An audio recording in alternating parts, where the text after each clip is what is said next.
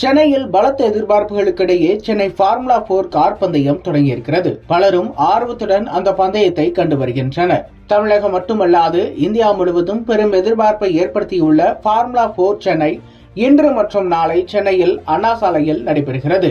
போட்டி இன்று 7 மணிக்கு தொடங்கிய நிலையில் பயிற்சி போட்டிகள் தற்போது நடைபெற்று வருகிறது.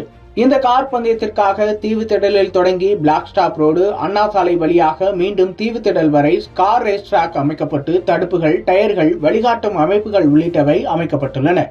போட்டிக்கான ஏற்பாடுகள் தமிழ்நாடு மேம்பாட்டு ஆணையம் மற்றும் தனியார் அமைப்புகள், தொழில் நிறுவனங்களின் ஸ்பான்சர் உள்ளிட்டவை மூலம் செய்யப்பட்டு மின் விளக்குகள் பொருத்துவது, பொதுமக்கள் போட்டியை 8000 பேர் கண்டு ரசிக்க இருக்கைகள், பாதுகாப்பு தடுப்பு வேலிகள் அமைக்கும் பணியும் நிறைவடைந்தது.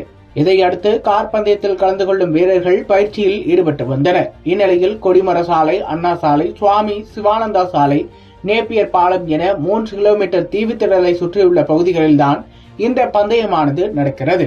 பொதுமக்கள், விளையாட்டு வீரர்கள், மாணவ மாணவிகள் உள்ளிட்ட பலரும் அங்கு குவிந்து வருகின்றனர்.